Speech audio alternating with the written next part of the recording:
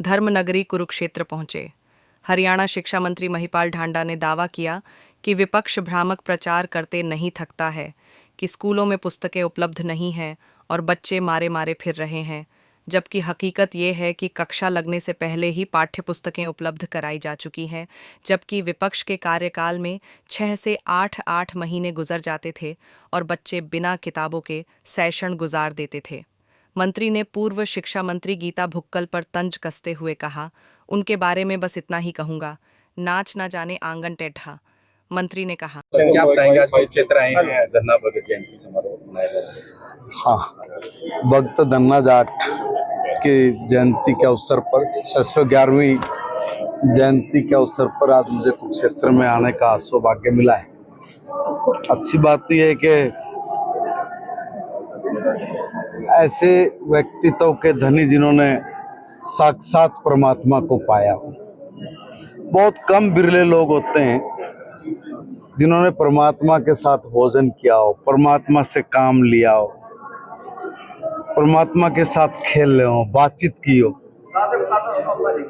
पत्थर में भी मूर्त में जान डाल के जिस व्यक्ति ने ये साबित करके दिखा दिया कि भक्ति से बड़ा कुछ नहीं है, ऐसे श्रोमणी आदरणीय भक्त धन्ना जाट जी, जिनका जीवन आदर्शों से परिपूर्ण है।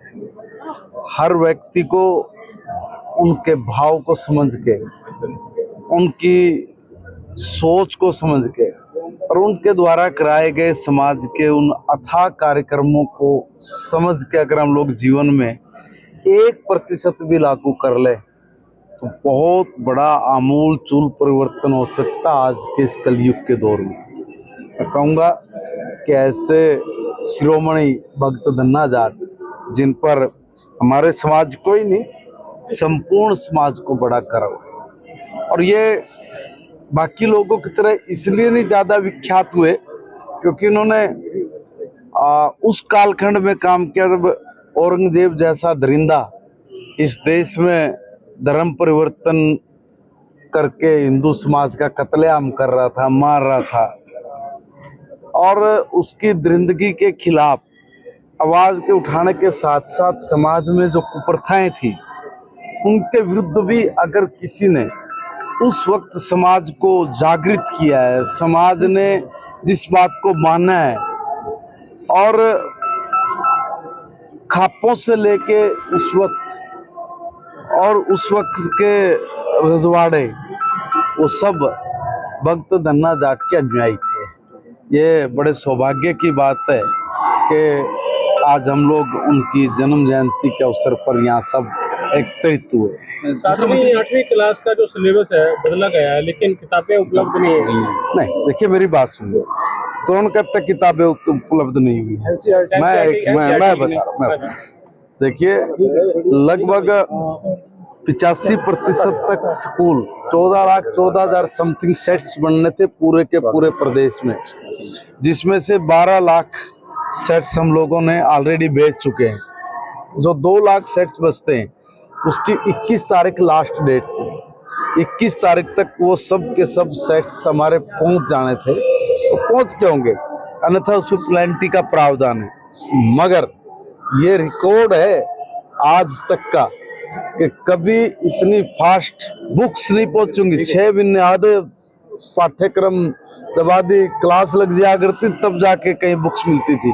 अब तो हमने देरी नहीं कर सकते, जो आज से 6 महीने बाद जो काम होते थे वो हमने अभी कर दिए हैं समयबद्ध तरीके से। कि कुछ एक आधी जगह अगर कुछ कमी रही है या नहीं पहुंच पाए हैं जितने सेट्स पहुंच रहे थे, तो आज ही मैंने अभी 12 बजे यहाँ बज गए हैं, मैं लेट हूँ, मगर आज भी मैंने एक मीटिंग बुलाई हुई है चंडीगढ़ में, ये सब चीज़ों का देखने के लिए कि भी कितना पहुंच गया, कितना काम अभी बाकी है।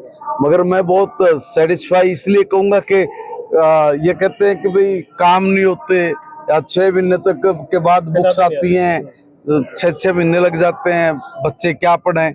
इस बार हमने पहले तय किया था कि क्लासेस लगने से पहले, अभी तक तो एडमिशन चल रहे हैं भाई, 30 तारीख तक एडमिशन है।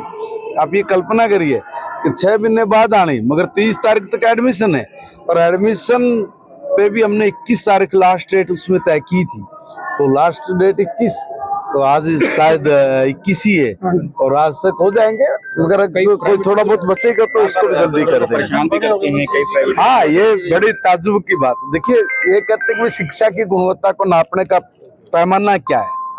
जब 5वीं में, 8वीं में, 10वीं में, 12वीं में जब आपके एडमिशन्स बढ़े तो इसका मतलब ये है कि शिक्षा की गुणवत्ता वो बढ़ी है, हमारे एडमिशन बढ़े हैं।